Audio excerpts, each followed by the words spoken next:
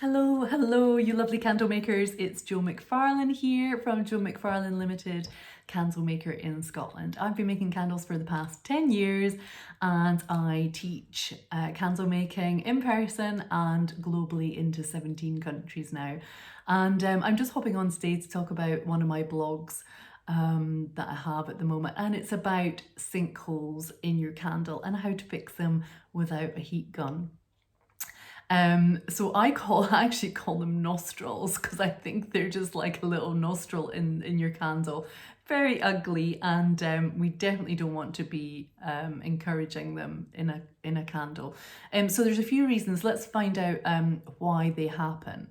So one of the reasons could be that actually the temperature of the room that you're pouring in is too cold, so that the wax is actually setting on the top before the wax underneath has set. You really want your candle to set from the bottom up. I don't encourage people to make in a cold garage. Now I'm based in Scotland. It's 5 or 6 degrees outside. It's pretty much always cold here. So we don't really have a heat problem here. And so yeah, make in an area where you've got an ambient temperature where the candle is going to set from the bottom up. Also, you'll find that the holes occur around the wick. The wax is going to set first around the wick and at the edges of the candle as well.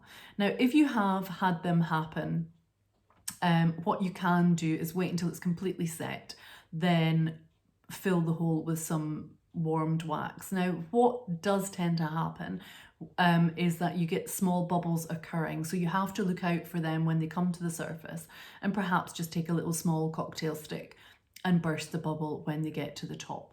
But ideally, it's best if they don't occur, at the beginning. Another reason is, another way that you can prevent this happening is actually doing a double pour method, which obviously is more time consuming. It's going to take you longer. You're going to fill half the candle and then you're going to go in with a second pour. You can try that as well.